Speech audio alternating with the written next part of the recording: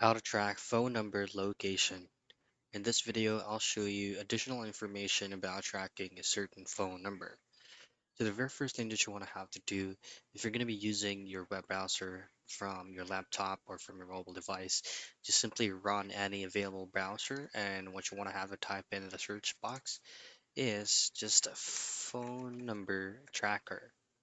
Now you're going to be seeing a lot of results here, but the most reliable way of doing it is via reverse phone lookup.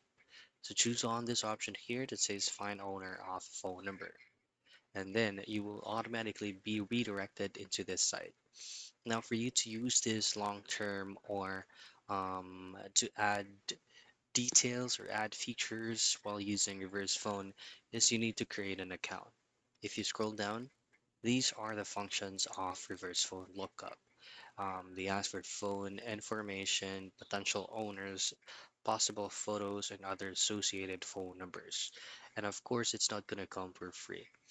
The subscription of this specific source right here is going to be after you sign up and create an account. And that is how you track phone number location.